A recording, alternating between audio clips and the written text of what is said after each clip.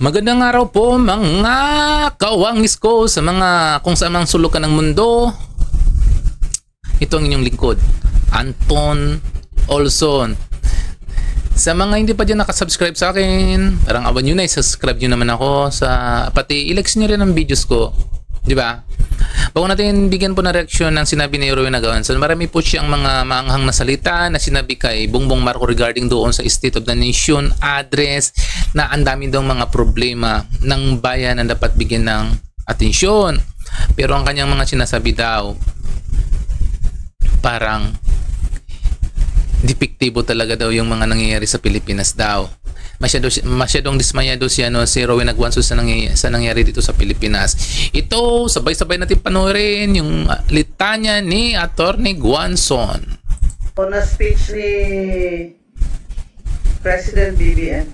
Pero ako, sabi nga nila, sa tatlong taong pinaghintay natin, na baka sakali naman sa kagitnaan ng kanyang term ay talagang kakayanin niya ang mga problema ng Pilipinas at ang gutom ng mga taong bayan.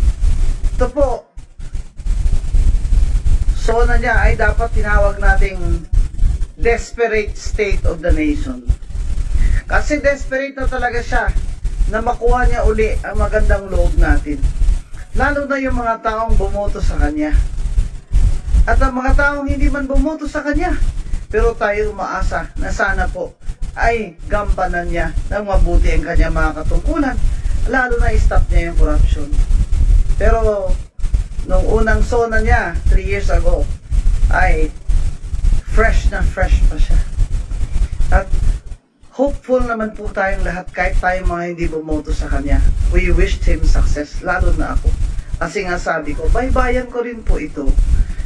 Kung kayo na po nanalo dyan, edi pag galingan nyo, para kami naman po ay maging proud na Pilipino kami. At ang mga pobre ay makaahon man lamang sa termino nyo, Mr. President, na 6 years. Ngayon sa midterm, 3 years, ano na ito? Desperate ka na. Kasi palubog na. Everything is going downhill. Dadagdagan mo pa ang tax na binabayad ng mga karaniwang tao, habang ang mga may-ari ng mga minahan na iba ay kamag-anak mo at ay iyong mga financial contributors ay hindi mo ginagalaw kanilang kapiranggot na tax sa mining. Dapat sagutin din yan ni Speaker na pinsan mo, Mr. President, kung bakit ang taxes sa mining ay hindi gumagalaw. Siya ba ay may mga interest sa mining? Yan din ba ang dahilan kung bakit ang Maharlika Fund natin ay napunta na naman sa isang investment kuno sa mining? Mining lang kayo ng mining dyan. Kayo lang naman nagmamine Ang magkaraniwang tao na manggagawa, ng mga nanay na, pinagkakasya na lang po kung ano ang laman lang ng kanilang bulsa sa araw na yan, pinagkakasya na lang sa 3 beses makakain man lang sa isang araw ang lahat ng miyembro ng pamilya. Pero ano ang pinaka bongga talagang statement ni BBM, yung akala niya palakpakan natin siya nung sinabi niyang mahiya naman kayo. Alam naman ng taong bayan, mga kawatan kayo, mahiya naman kayo. Ba't naman ho kami papalakpak sa kanya? Napakalapit ho sa kanya. Nang dapat niyang sabihan na mawalang hiya kayo. Tigilan niyo lang, o di puputulin kayo mga daliri niyo. Napakalapit po sa kanya. Ano sabi ni Professor Winnie Monson? Abay, wala siyang nakikita ang mga pagbabagong maganda dahil ang mga nakapaligid sa presidente ay mahiya naman kayo, President BBM. Hanggang ngayon, hindi nyo pa binabayaran ang 203 billion ng estate taxes ng namatay niyong ama. Na natalo na kayo sa kaso, hindi nyo pa rin binabayaran Bay, kung sana binayaran niya, nakaahon na lang tayo ng konti. Hindi po ba? Mahiya naman kayo na ang budget ay hinayaan ninyo na i-chop-chop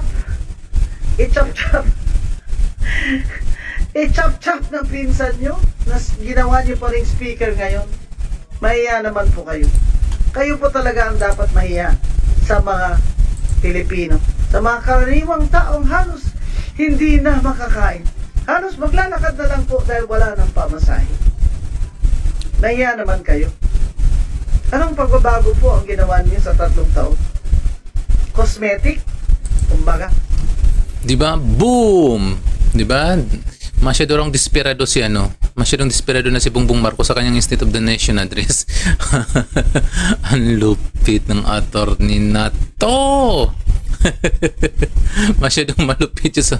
Ang daming maanghang na binitawan niya, diba? Ang dami niyang maanghang na mga binitawan ni attorney Guanzon.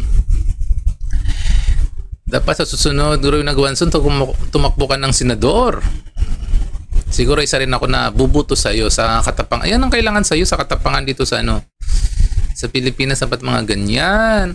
Actually, hindi naman to Duterte, hindi naman to parte ng DDS eh. Ano siya eh, pinklawan to si Roy Naguanzon. Namuno siya sa oras ng panunungkulan ni Noynoy Aquino. Siya po doon. Yan, hindi yan DDS yan. Kaya hindi natin alam sa mga susunod na mga araw kung magiging Duterte supporters na siya or nagpapanggap na lang to. Baka nagpapanggap na lang siya. Ako na Duterte supporters pero meron siyang sariling meron din siyang sariling pangkat pala. Yun ang mahirap po kung ganoon. Pero sa kanyang sa kanyang katapangan po, matapang, pati pangalo nabasa ko rin to ang kanyang ang kanyang buhay-buhay. Siyempre maliban sa graduate ng UP, meron pala siyang libro na ilagay doon sa Harvard. Sabi niya kasi na-interview siya dati yan eh. Sabi niya marami na rin siya na isulat na libro. Sabi sabihin matalino. Pero pagdating talaga sa politika, hindi talaga kampi-kampi. Depende po yan sa depende po sa ihip ng hangin, go with the flows. Dati ang mga dating tatandaan yun, mga dating kasamahan ni Duterte sa Kongreso, ngayon tumiwalag na sa kanya. Asa na ngayon? Ngayon doon naman kay Romualdez, kay Tambi, doon na naman sila. Dito na naman sa part ng Marcos Jr., doon naman sila nakasilong sa palda ni Bongbong Marcos, di ba? Kaya kung titingnan natin, ganyan talaga ang istila ng mga politiko, kung saan sila makikinabang, andun sila. So anyways, highway, diyan lang muna yung natin, magiging reaction. So sa mga hindi pa dyan sa mga nakasubscribe, huwag nyo naman kalimutan i-like sa mga videos ko at i-subscribe ulit kung saan ka man dako sa daigdig. So babay muna sa ngayon and thank you.